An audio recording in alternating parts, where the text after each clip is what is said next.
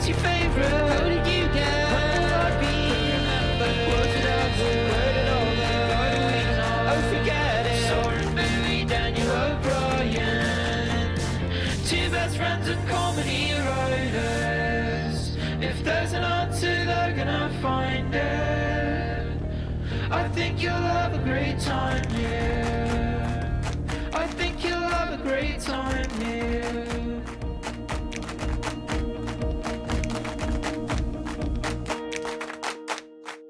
Hello again. We're back. It's the Quick Question Pod. Soren and Daniel. I'm Daniel. Soren, I can't get a thought out of my head. Oh, It's just been rattling around in there. We watched the 9-part Beatles anthology documentary series. I know it came out a long time ago, but it just like popped up on Apple TV, and it's very It's very fun. It's fascinating. Yeah. There's some really dorky. One of the problems of doing a documentary with the Beatles, who lived an interesting life, but I think are pretty boring people and not great interviewers or really? storytellers, Interesting. is that like you will get the same story 3 times, especially in the beginning, where they're like, and then we went to Italy we went to France for the first time, and we were expecting all these French girls, to come see the French girls, see the Beatles play. We get there, we were so surprised. There were a bunch of boys, a bunch of French boys. Yeah, the first time we went to France, we were excited, I mean, French girls, and then we get there, and it's only boys. And then here's where I would do an impression of George Harrison having telling that same story in your back but I don't pocket, have that yeah. one in the pocket. Yeah. But so like that, those parts of it are fun and dorky. But the thing that's been rattling in my head is they're deep into being the Beatles at this point. They are starting to hate each other. They either are being very bitchy or strung out on heroin, in John's case. So like tensions are pretty high. They're recording Let It Be. They tried to do it in one studio, and that wasn't working out for them. And Paul was trying to make a documentary at the same time, and that pissed everybody off. And so they moved to a different studio, and everyone's kind of at each other's throats and sniping at each other. And I forget if it was George or John, but one of them very lucidly, so probably not John, was people are on better behavior when there's someone else around. And I had been hanging out with Billy Preston, and so I just brought him to the studio. And then not only does like Billy Preston play on Let It Be a lot, he is apparently just like around in the studio, and he solved all problems. Not in a like, oh, I'm going to play keys on this and I'm going to fix it. You see him in the documentary show up, and this is the first time he's mentioned in the entire 9-part anthology series. And he's just this like smiley, cool, happy guy. And they're like, and everybody likes Billy. And it's maybe the smartest decision anyone has ever made. That was just like, no one's in a bad mood when Billy Preston's around. So even though we're the Beatles, even though everyone's pissed off, we're a bunch of tweaked out millionaires. Let's just bring Billy Preston in here, and it calms everything. It like magically calms everything down and makes everyone just like happy to be there and happy to make music. It's crazy what a switch flip it is. And I've been thinking in my head. Okay, sorry. I need No, to go ahead. quickly. Did they address race at all in that? Like, not even that you just have somebody else there, but that you have somebody who is of a different ethnicity than you, because the dynamic immediately changes. Not like they're going to be shouting the N-word without him there, but the fact that you suddenly start to feel a little bit like a representative Yeah. of like a whole people. And like, it's just like falls on you, but you don't do it consciously, but it's just like naturally, if like when I lived in a neighborhood that was 98% black, I was the model citizen there, because I was like, I'm representative of another race here. They didn't address it, but if you're watching the whole series one after the other, the subtext is very obvious to any viewer.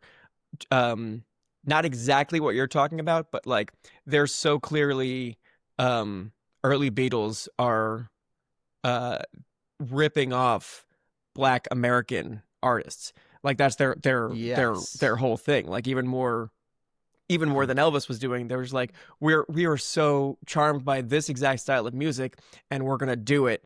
And they got so fucking huge doing it. And then of course like brought other influences in.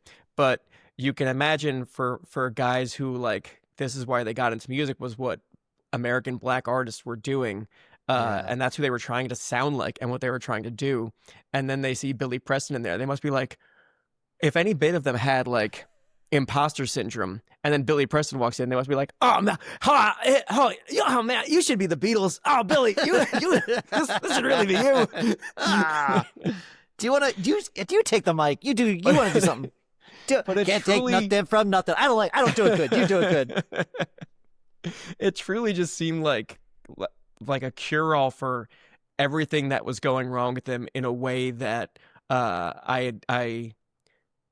it never would have occurred to me, because you and I, we're sort of the Beatles of internet comedy. It never would have occurred to me when we were in like the long-eared days of Cracked or like on After Hours set at 3 o'clock in the morning, just be like, we need to bring in someone else right now. But it would have been a real cure. I guess After Hours isn't the right thing because that was mostly just like sleep deprivation. But when we were meeting, trying to come up with videos and like trying to pitch new series every week, because every single week it seemed like Verizon Go 90 wants to spend big bucks on original series, and they can't be anything you've ever pitched before to anyone. And be like, okay, let's get this group of people together and pitch. Let's get 18 original ideas for narrative and unscripted shows for Verizon Go 90. And then next week, we're going to come back and we're going to do it for Roku TV. And the week after that, Virgin America wants an original web series pitch, so we got to do that. And you do this week after week to no success with the same group of people, and you get to know, like, I know what Cody's going to pitch. I know what Michael's going to pitch. I'm sick of hearing my own voice, and I like all the frustrations. How smart it would have been for us if it was like, we're going to get all these same fucking people together. And also, let's get Sam Richardson in here. Everyone likes Sam so much. Can we just get it? He doesn't have to pitch anything. Just like be in the room, and we'll all be on our best behavior because Sam's here, and we want Sam to like us so much. We did. So this happened once in our show's history, which is, I think you're absolutely right. On set, it wouldn't have made a difference because there are a bunch of new people on set, and a lot of those people are very accommodating and kind and nice. But when it's just us, and like in like some little conference room with no windows, and like we're just grinding it out, and we're getting kind of like testy and everything. There was one time when we did it. We did a show briefly. I was like the prelude to like news for us, which was we were going to do a show during the election cycle, right before Donald Trump got elected, and everyone thought Hillary Clinton was going to win. Where we had a bunch of people in the room together, and we had a researcher there with us, and then we had Ben Joseph, and Ben Joseph fills that role perfectly. He's somebody who's like easygoing, very cool, is going to be a joke sniper. Like he's got a lot of like good ideas, but he's mostly just like there to be like, I'm a vibes guy. We had a week where we were watching, I remember it now, we were watching the Republican National Convention. There was a small team of us. It was me and you and Rosie on the Cracked side, and we got Natalie Schur as our researcher, who was also a funny writer in her own right. We got Ben Joseph, and we got Liana Maybe, and we just took over a room to watch the RNC make jokes and develop this show in real time. And you're right, it was... Ben is a great vibes guy, and I'm also sitting there and I'm thinking like, I know I've been writing for 8 or 9 years at this point, but Ben's like a writer, real so writer. I'd better. He was like, a television writer at that time. I'd better pretend that I'm a writer too. I'd better be good today. Not only was he a television writer, he had come from writing hit after hit at College Humor, where like anything he touched turned to virality. Yes. Oh, God bless Ben. Yeah. I mean, he's alive. I don't know. he's doing great. He's still writing for TV. He's thriving and doing well. He was a friend to us all, and we're gonna miss him. I'm the type of person who gets headaches, ladies and gentlemen. I get them, and occasionally I get migraines as well. Now, there are triggers that I've discovered in my life for why I get them, but More importantly, there's the opposite of a trigger, which is things that would protect me against them, and I regularly don't do those things. The primary one of them all, staying hydrated. When I'm hydrated, everything just works better. My energy, my mood, my focus, literally everything improves. It should be as something like brushing your teeth. It should be a completely non-negotiable thing that you just stay hydrated, but it's just so hard. That's why it's a good idea to use Drip Drop to feel sharper and calmer, and honestly, I'm going to say it, more handsome. Turns out hydration is a beauty hack, and that's why I use Drip Drop. It's a science-backed hydration that actually helps me feel and look my best without the sugar crash. Thanks to Drip Drop for supporting our show. Go to dripdrop.com and use promo code QQ for 20% off your first order. Drip Drop is doctor-developed, proven fast hydration that helps your body and mind work better. It uses a precise ratio of electrolytes and glucose for rapid absorption, delivering 3 times the electrolytes and half the sugar of leading sports drinks. So you feel the results fast, where you get more focus, better energy, an improved mood, and glowing skin. Drip Drop's science-backed formula is trusted by firefighters, medical professionals, and over 90% of top colleges and pro teams. And hey, podcasters, because it's engineered to rehydrate you faster and more effectively than the water alone. To make it easy, Drip Drop has flexible subscription options, so you're never stuck without proven fast hydration. Whether you're on the job, at the gym, or parenting, you're always going to have Drip Drop on hand. And it actually tastes amazing.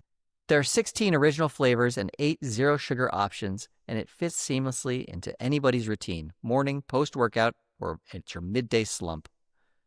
Right now, Drip Drop is offering podcast listeners 20% off your first order. Go to dripdrop.com and use promo code QQ. That's dripdrop.com, promo code QQ for 20% off. Stock up now at dripdrop.com and use promo code QQ. We did.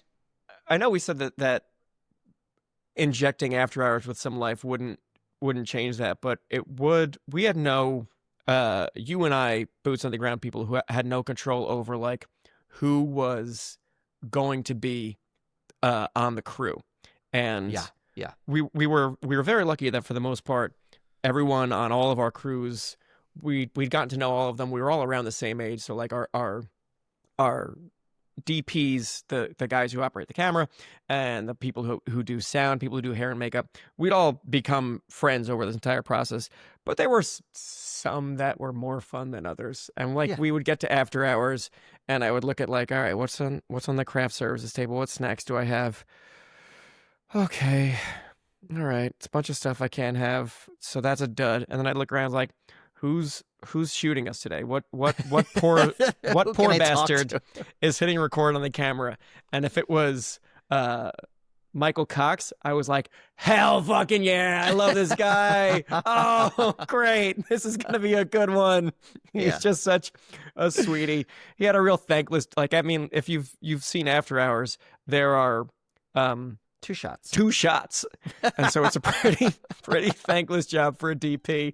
So it's truly just like, who is going to make a few $100 and increase morale by 300%? Oh, right. It's Michael Cox today. All right.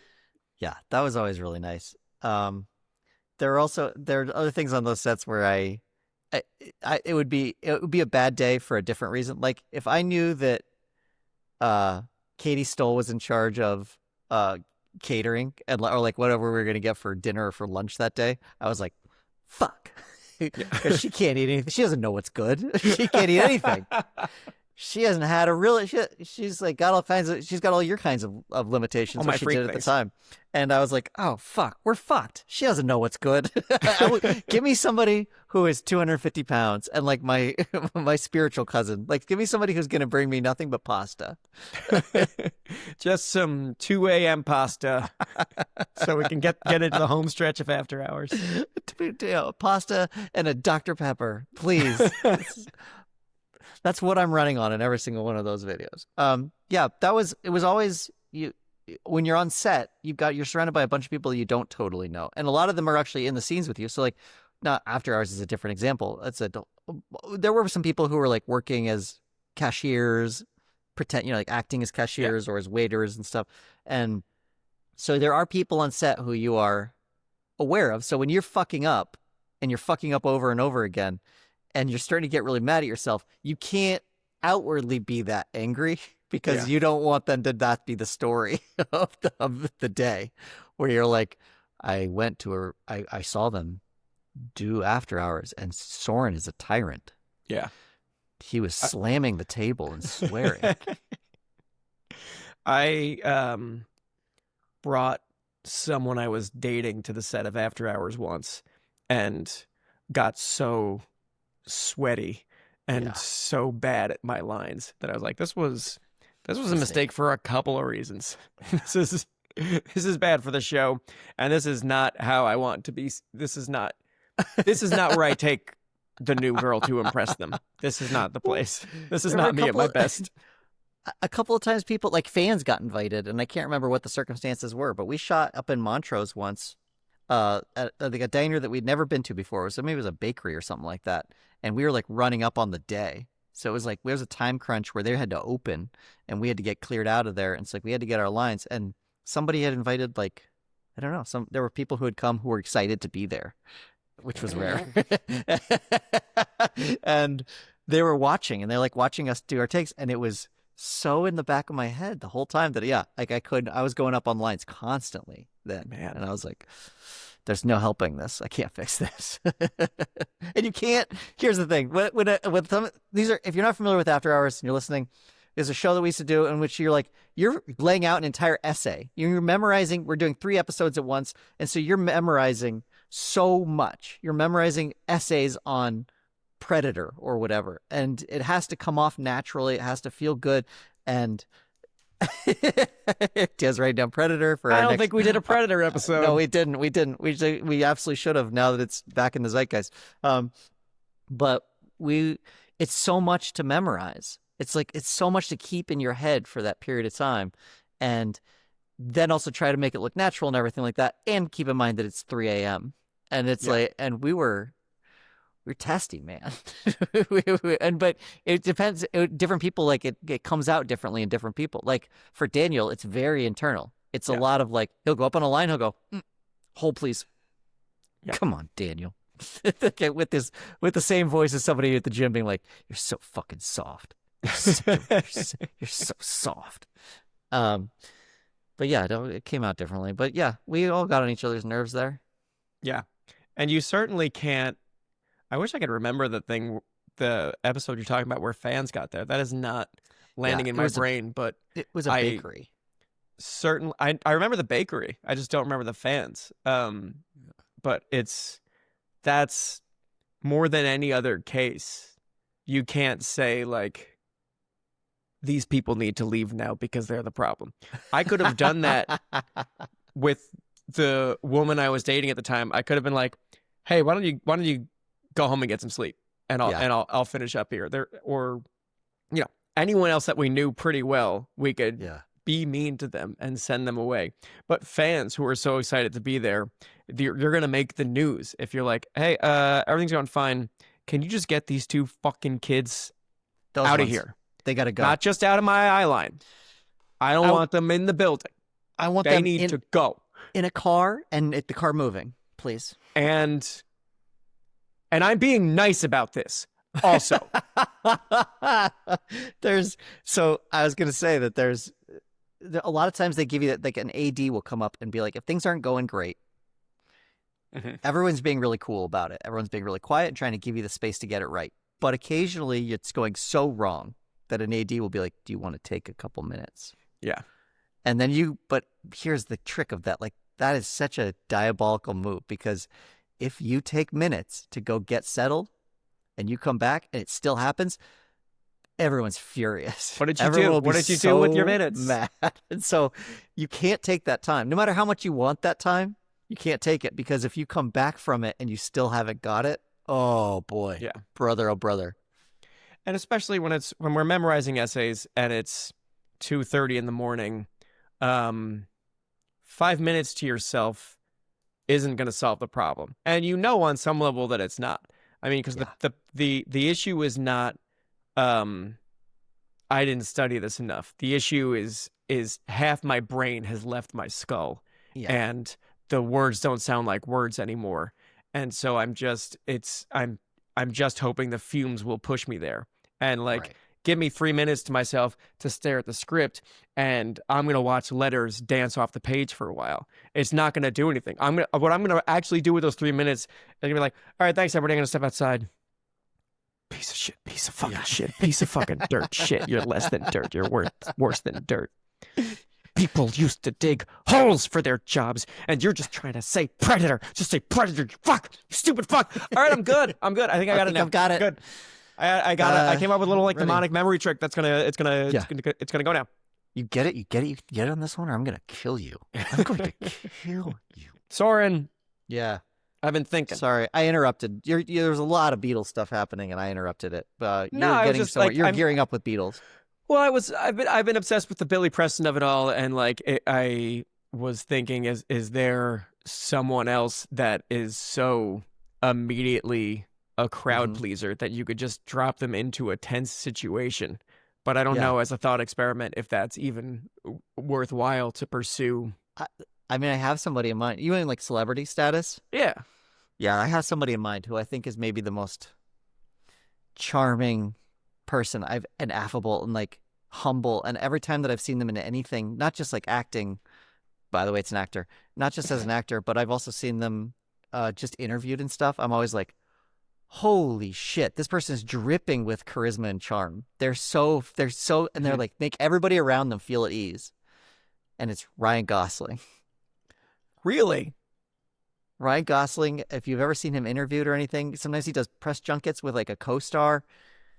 He's so good at being on the level of every single person there, both the person who's interviewing, who is deeply nervous every single time. Yeah. And then also his co-star, who is not, who is sick of this shit. And watching him like thread that needle it's so incredible. It's a child who's grown up in this environment and has been like, I'm going to learn how to negotiate this the best I can. And did. I think for the same, very different vibes, but also full disclosure, this is a person that I got to work with a tiny, tiny bit. Ben Schwartz filmed an ender for us at Last Week Tonight, and there is, I can't think of anyone I'd rather have on any set. It's one set that I've been on with him for a few hours, and I just think like this guy. It makes so much sense to me why you book him for a day on Parks and Recreation, and then you write his character back into that show for the next 7 fucking years, because he is so professional, so funny, so like he knows everyone's name. He's kind to everyone. None of it feels like bullshit. It just seems like this guy is just so. I don't know if he goes home and there's a lot of darkness there, if this is easy for him, but this is a guy who seems acutely aware that he is a celebrity person and that there are a lot of people around him, and he's going to give all of them the best fucking day that they're having. It's just like, this is a, again, I don't know if it's like my natural inclination with people like that is to assume, boy, you are really good at this. You really thought about how you're coming off, how you're being received, and what your function is on this set, not just as an actor, but like as an energy that's going to be here. That's where my brain goes. It's entirely possible that he is just an effortly joyful person. Like that. Right. That's a thing my brain can't. Like anytime I see anyone who's like good somewhere, I'm like, boy, you're really good at being likable. Where did you study that? I don't know that you're wrong, though, because it's like it's the job is bigger than just the job, like what you're hired to do. So you're hired to come because you're good on screen. He is somebody who's very fun to watch on screen. He's a good improviser. He can add to whatever you bring him into, and he's going to make like the scene better. But he's also like, if the job is bigger than that, it's like knowing how to make everyone at ease around you while you're doing it. Or like make everybody else in the scene, even with you, feel better about, like, more comfortable with themselves. Like, that's like, and if somebody's doing that, somebody's doing all of that. It means that everybody could do all of that. It's not like every actor who comes in is like who's a Daniel Day-Lewis and is like making it miserable for everybody else around them, but you're getting the best performance possible on screen. you're like, I get it. I get why maybe you're doing all your heavy lifting to be in the character, and then you see somebody else doing that and being like a pleasure to be around. You're like, oh no, I think maybe you could do it all, and it wouldn't be that hard. I think maybe you could also do all the good acting and be nice. Yeah, I do. I brought him up earlier, but I do think Sam Richardson fits that bill as well. And we worked with him at Cracked before he was the famous and beloved person that he is now. He was just like new and doing sketches with us, and we loved him so much. And he is someone that was just like, we didn't book him constantly, I think, because without talking about it internally, we were like, we don't want him to stop liking us and stop, because we could tell early on, like, we are not the only people. We're not the only people who are going to notice this guy's a star. So let's bring him in for like projects that we think are going to be good, and he's going to want to say yes because the script is good. And let's bring him into like environments that are going to be fun and not like a grueling shoot. And let's not book him too much, because if he spends more time around us, we will poison him. And so we would just work with him a few times a year, and it was always just like, we were funnier being around him. We were all happier. It was just like a better time when he was there. Level up. He was just like, he's going to show up. He's going to know all his lines and be professional, and also just playful and do bits and be ready to like, you know, I would come to set with an energy sometimes, whether it's after hours or something else, where it was just like, this is not my day. I'm good some days. I'm bad today. Like, I have something going on in my personal life. And so I'm going to keep to myself. I'm going to read, and then I'm going to come out and do my lines the best I can, and then I'm going to go home. He and Ben Schwartz both, I feel like these are two guys that you don't see them on their bad days. Again, maybe because they never have bad days, or maybe because they're acutely aware that like part of the job of actor is not having bad days. Yeah, Sam would do a thing where he would go in, like, wherever we were sitting and hanging out is always ended up being wardrobe too, because that's you double up space when you don't have any money. And he just like put on a jacket from wardrobe, and he'd be like kind of deciding on like a character. It had nothing to do with the shoot. It was just like he was doing it for us. He was like put a wig on and decide like, what does this character sound like? What does Sam with a wig sound like? And then just start being that character. And he'd start finding it, and it was always like perfect, and it was flawless, and it was so funny. He'd be like, he put on a wig once, and he was just like, he was a dad with a kid who he's like very excited that his kid was doing sports, except his kid was doing soccer, and the dad didn't quite understand soccer. And he was like, he was really trying to be supportive but didn't understand it. And it was so funny. He had a character. I will not do the voice because it's his, but it was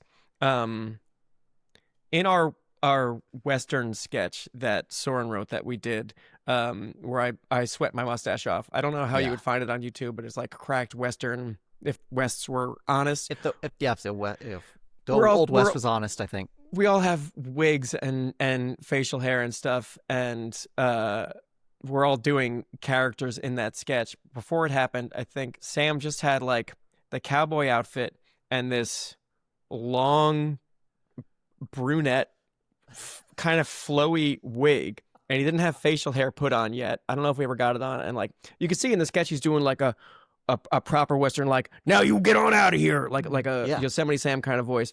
But when it was just him with his like feathery wig, he did this, there's no other way to say it, pimp cowboy character. He just walked around doing it for hours while we were before. We're filming this stuff in the desert. It's 1,000,000 degrees. I'm sweating my spirit glue off my fucking face. Yeah, something that can't happen. Something that is physically impossible to do. And the costume, they're tired, like whoever's doing costuming and makeup is like, this can't happen. Yeah, this can't happen. And getting mad. We can sue the company because they said this would never happen.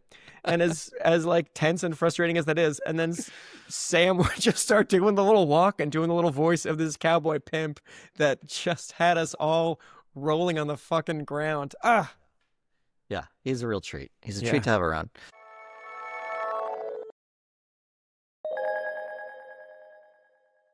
Ben Schwartz is a great choice. I think that's wonderful. I've based on like people that I've actually worked with that have come on the show and like we've done records with, and when they come, I get very excited because they are like they bring such a good energy, and like they understand that the job is bigger. Like they understand like how to make it more fun. There's two people that immediately come to mind. One is Paul F. Tompkins. I knew it. I was hoping. Every time he comes in, it's so fun. Like the shot that you know we're gonna have a good time. The other one is and I've only ever done him over the phone, or like records not in the actual booth, was Jason Mantzoukas. Jason Mantzoukas comes in with such a good energy and like comes in like I don't want to say he's like ingratiating himself to you, but like he comes in, he's like, "Hey, I love this script," or like he's like talking to the different people and he's like, "I think I remember you from this and this," and like he's trying to make it personal all the way around, and then like he wants to do so well. He's like he's not somebody who's there who's getting like he does it, and then you're like he's getting notes and he's getting notes again, he's getting notes again, and some people in those circumstances aren't going to be like, "What the fuck? What do you want? Give me a line read. What is it that you're asking for here?" And then, but he just like, he wants to do it to the point where you're like, okay, we've got it. We can move on. He's like, no, wait, hold on. There's something else I want to try that I think you guys will like. And like, you get another one. And he's so great. Yeah.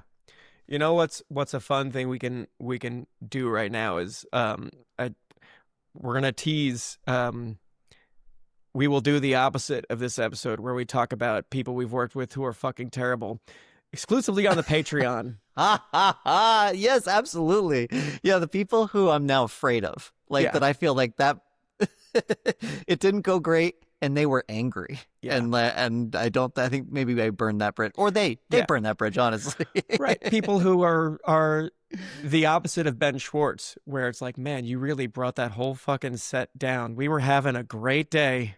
Yeah. And then your energy changed everything. That's going to have to be, man, I don't even know. I think my job has to end before I can do that. Oh, we can't even put that behind a paywall.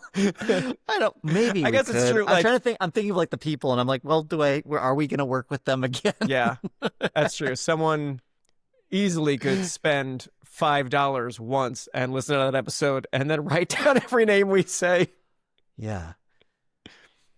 And it's clear to me, every once in a while, it's like clear to me that people are listening to this, where I'll catch somebody on even on staff who I don't even like, independent of me, will be like, people are talking about American Dad for some reason on Twitter or X, and generally it comes down to like some fan is like, it's better than Family Guy. Like that usually ends up being the fight, and then like everybody wants to fight about that, like which is better, because they can't just both exist. No. They can't like be fans of both. It just is impossible for some people, and as they're doing it, they're also like, people are throwing in details that I know that they learned from this podcast.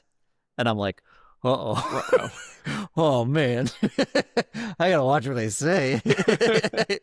They'll like talk about how they'll like, just recently somebody was like, they trust their audience. They know that they can introduce a character's trait that they should have had been there the entire time and wasn't. Like when Steve goes to the watering hole with his friend Snot, and like we just assume that they've been going there every single summer, even though we haven't seen them go once for the past 15 years of the show. And I was like, that's my episode. I talked about that on the podcast. Oh, fuck. You're going to get some people on Twitter asking about Roger on the Bang Bus. And it's going to get a lot of I know. internal problems for you. People are going to be like, I don't think we ever did that. I think we just talked about it over and over. It is really funny. I'll like in the room when something like Bang Bus comes up, everyone will pitch on something and like something just catches fire, right? Like all of a sudden, like there's a joke that everyone really loves. And it's not like they don't love it for the reason of like, it's finished and we should put it in.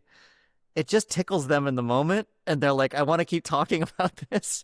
And it's the funniest thing in the world when whoever's episode it is who's trying to break the episode, that means just like lay it out, by the way, like just like get the episode done. Everybody else is like, gets stuck on a thing, and that person knows it's not going in their own episode.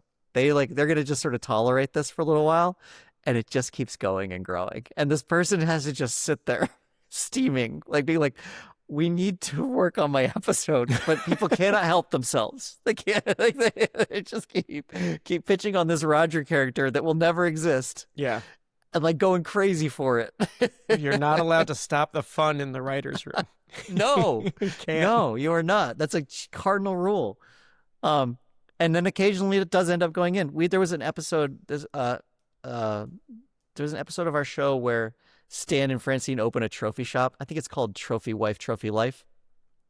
And they're like Angelina Jolie and Billy Bob Thornton kind of like hanging all over each other and like they're doing interviews, but they're like kissing each other on the neck and stuff like that. And like the trophy store has just like their relationship is ignited from this trophy store. This is an episode of American Dad that aired in 1998. What is? It wasn't that long ago, but it probably might have been 2018. And there's there at one point like Francine's like she can't run the store because Stan is so all over her, and so she asks him to stop. And he's so taken aback by that he tries to open a rival trophy store across the street and buys out this pickle business. It was a restaurant. The place across the street was like a giant pickle, and it was the Pickle King. And he bought it out to try and sell trophies out of it. But as we're like, when that idea came up, we were like pitching on the Pickle King so much, and like what the Pickle King was like, and like his whole backstory and everything, and we couldn't stop. And she did not want to do the pickle stuff. But it just kept going and going and going. And finally, something clicked, and she was like, I know how to do it. Like, I know how to put it in. And she did, and it was so funny. That's exciting. exciting. It was really, really wonderful. Yeah. I self-pitched on. We did an episode of the show a couple years ago about. This is going to sound like parody. Prison heat, about how prisons are too hot. And we got to do something about it. It's a genuine problem. I mean, like I'm saying it's parody, and I'm using a jocular tone when discussing it. But there are a lot of prisons in the South that like fully don't have air conditioning, and you've got states where they're like, hey, legally you have to have air conditioning in this prison, and the wardens are like, fucking make me. We're not going to do it. It's very bad. It's an incredibly like one of the bleakest episodes I've ever worked on in the show, just because none of the raw material that we're working with by design is going to lend itself to comedy or joy. You know, you're getting interviews with prisoners who are talking about how hot it is and how it's like torture, and these are just like people who are like describing torture on camera, which is not as fun as your comedy writing job, sort of. No, but I would say not. Someone at one point in one of the clips talked about feeling like they were being roasted like a hot dog, and I'm gonna say 45% of my script was alts on different talking hot dog jokes. I would start with a thing that I'll do a bastardization of it, but some kind of thing that was like, that's awful. You never want someone to feel what it's like to be roasted like a hot dog. You only want hot dogs to go to feel that, with one exception. And then it would cut to like an animated hot dog talking to John. And I wrote a thing about like how it was a bad boy hot dog. And I had a whole back and forth. I was like, that was really fun to write a back and forth between John and bad boy hot dog. What are some other hot dog characters that I could be instead of a bad boy? Let's think outside the box. And I wrote maybe 5 different spins on talking hot dog and John, and talking hot dogs describing what it's like to be a hot dog who's cooking to death and why a hot dog would be in prison in the first place. A lot of like very inventive spins on this as I'm writing it and knowing like, well, this isn't going in the episode. We're gonna play the clip of the guy saying it felt like getting roasted like a hot dog, and John's gonna say that's awful, and then we're gonna move on to a new clip. But I just kept doing it, and something I've never done before in a script, because the silent agreement I have with my bosses is that I think everything I write and pitch is good and should go on the show, no matter how silly or stupid it is.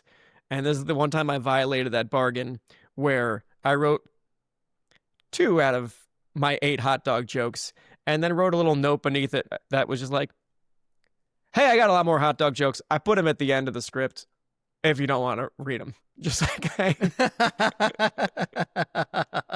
That's where I violate our agreement. It was like, I know you're not going to do this, so here's the part of my script you don't need to read, sir. A professional would just not hand in the part of the script that you don't need to read, but I'm just doing it. This is how I'm coping with watching 400 hours of people roasting to death in prison, is I'm writing my protest jokes about talking hot dogs.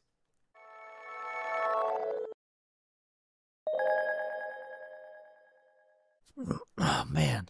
And do they say anything about it? Like when you see it at the end? Oh, okay, you get a little. Yeah. We are. I'll say like something. I'm like always hesitant to say how much I can actually or know how much I can talk about with American Dad. But we moved recently from TBS to Fox, and Fox is broadcast television, so the rules are a little different in terms of what you can actually do. And so, like where we used to be able to get away with a shit, you can't do that anymore. You can't get away with bleeping a fuck. You can't see You can't see the mouth of the character make the F, like biting the bottom lip, and then bleep it. There's things that, it's much more, it's harder than it used to be. Because you've been, I guess you've been bleeping fucks for a while, right? I guess you've been on TBS for a very long time. For a very long time.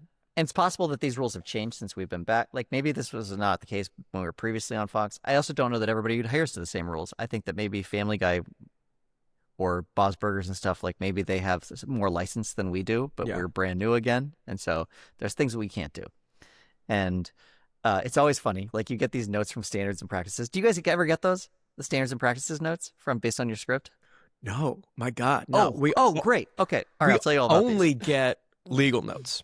We only get very like incredibly safe legal notes. And they don't even come to me. We'll get like research flags that I will see while working on it, and we'll get legal notes that will go to John and Tim and the research team. And we'll hear about them sometimes. But yeah, standards and practices. HBO, buddy. Oh, right. You're not TV. Yeah.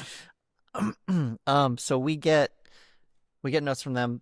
We can't say certain swear words. And so I don't know that I will then put so many of them in my action lines. Sure. The stuff that will never end up on air.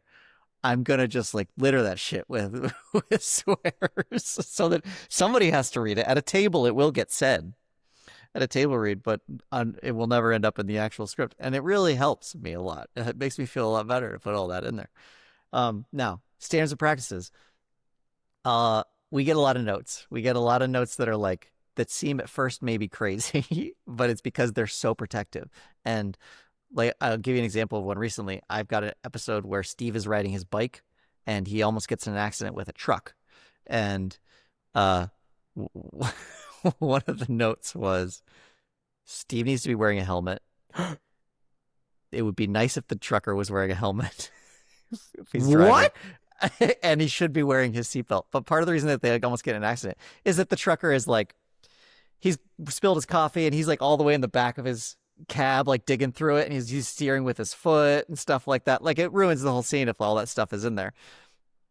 And so the way that it was eventually solved was that because they nearly get into an accident, Steve does get grievously injured, but the way they almost get into an accident is the consequence.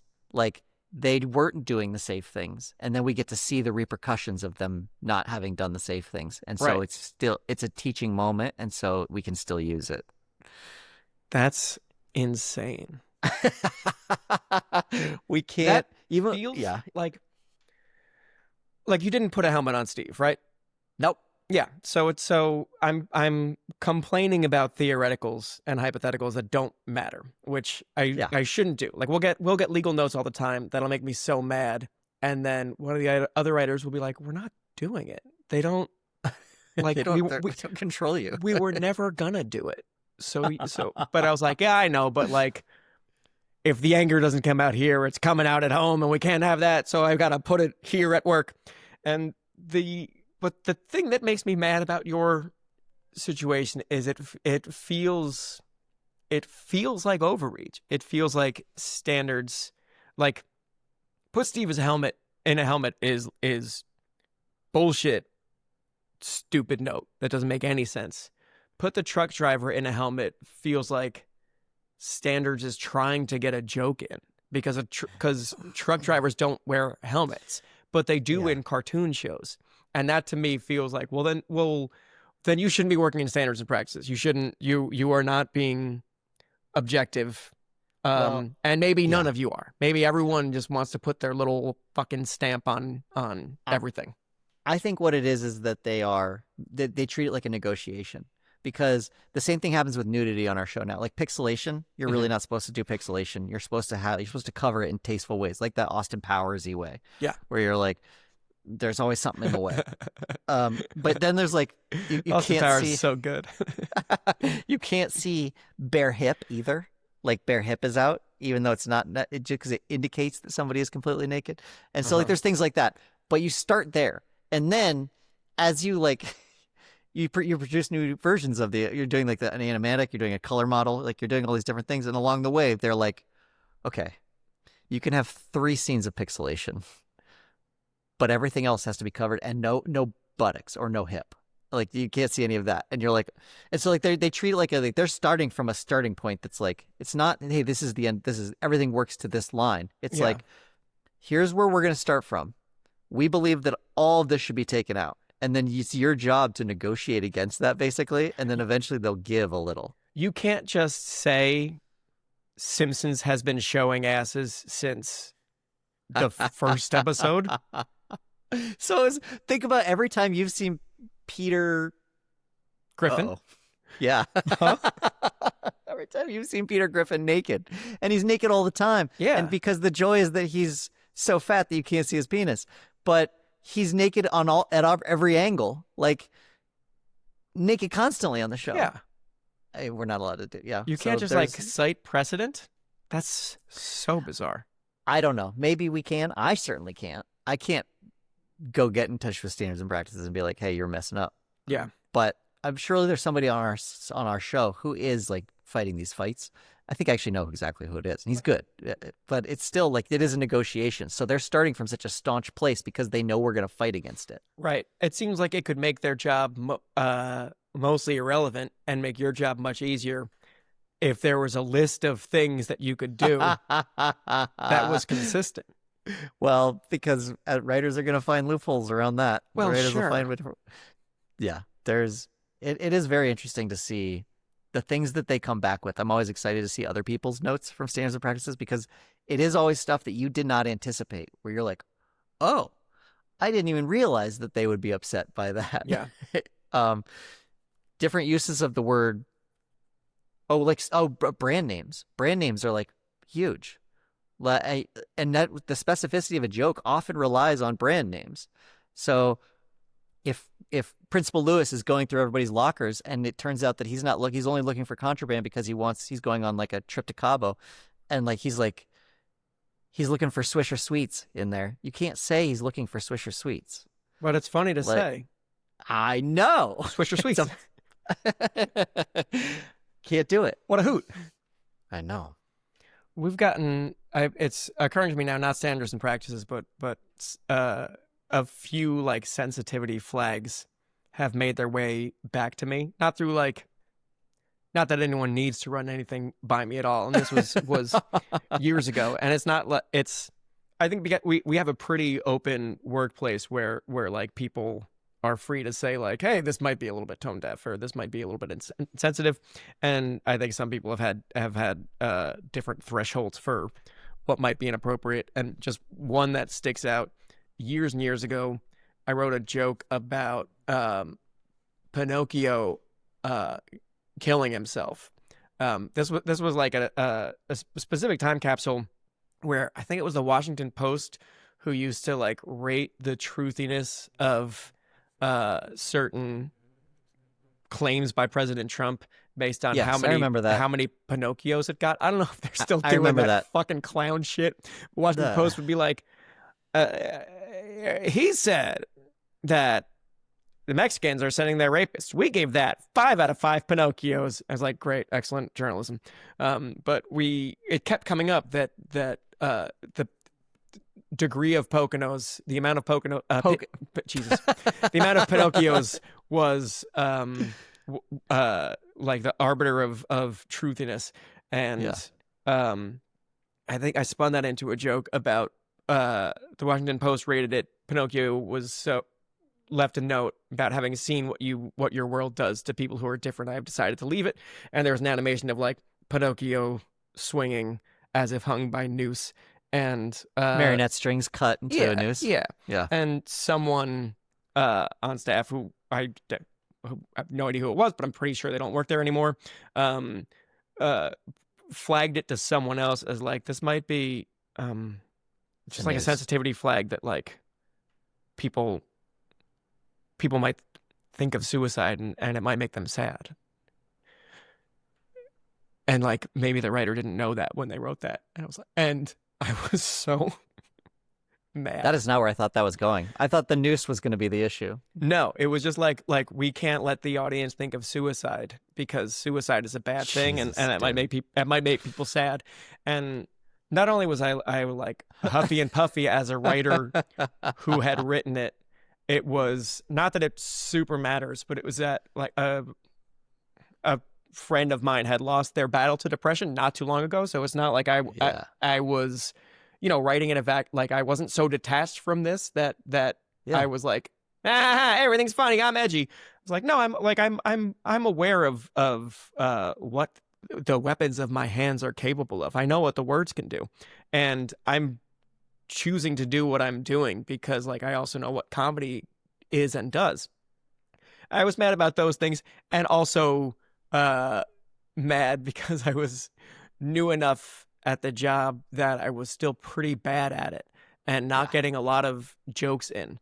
So when I got a joke in, and I was like, good, this is like jokes, density of volume of jokes is how I can like keep my job here. I can at the end of the year point to the jokes that I got on. Yeah, it's any metric you can grab onto. And then some person with in my opinion too much time on their hands was like, suicide's kind of a downer. I think we should never mention things that might make people sad. I was very upset about it, and this was a time that the other writers were like, this is the only reason you are aware that this note was given is because it had been passed around as like, look at this silly note. Oh.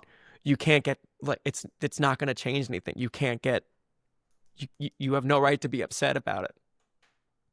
And yet, and you found a way. Yeah, there are definitely times where, I mean, I was just this morning thinking about old articles that I'd written for the site, and I was like, at the time, someone would raise an issue, or they'd be like, you use this word slut here. Mm-hmm. And at the time I was like, yeah, it's a funny sounding word. Say it, put it in your mouth and see how it feels. And like, I would like balk at that kind of thing. And now like looking back on it, I'm like, they might've been right. Yeah. I think I used it as a punchline, and it was like to hurt somebody who had been too promiscuous. Like, it's like, I don't think it is a fun word to say, but it is the way I was using it. They were right. It was not the right way, that thing to do. It is. And society has since like found new ways to use it that are fun. Yes. Right. That we're all still trying to learn the rules about everything. But I remember when the Jurassic World Rebirth trailer came out, and Jonathan Bailey was in it, and everyone was like, we're so happy to see Jonathan Bailey in his slutty little glasses. And I'm just like, oh, we're saying it again? Okay. Yeah. Cool. Great. But I understand it's different. It doesn't mean we can say it all the time about everything. Let me recalibrate. I'm gonna keep not saying it. I'm gonna keep it out because I don't. I'm gonna use it wrong. I just want to say I'm enjoying that you're all using the S word. I will continue to not do it. Yeah. So yeah, I occasionally those thoughts will creep into my mind when I get a standards and practices note where I'm like, fuck them, and then I'll like be like, well, think about you in 20 years. Yeah. Are you gonna agree with this note? Is it possible that you will agree with this note? And sometimes that helps me deal with it a little bit better. Yeah. All right, everybody. This has been Quick Question wow. with Soren and Daniel. We didn't even get to the topic that we wanted to talk about, but flew you know by. what? we talked about some really fun behind the curtain stuff, both at Cracked and at our jobs.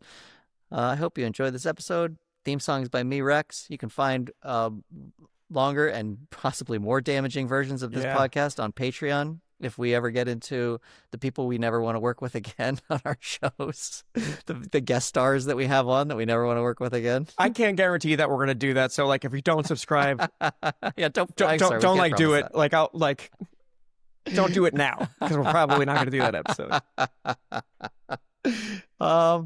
And Patreon, I did it all. No, there's video versions of this podcast on YouTube. Goodbye. I've got a quick question for you, alright? I wanna hear your thoughts, I wanna know what's on your mind. I've got a quick question for you, alright? The answer's not important, I'm just glad that we could talk tonight. So what's your favourite? How did you get? When will I be remembered? Was it ever? Where did all go? How do we know? Oh, forget it. Sorry, Billy, Daniel O'Brien. Two best friends and comedy writers. If there's an answer, they're gonna find it.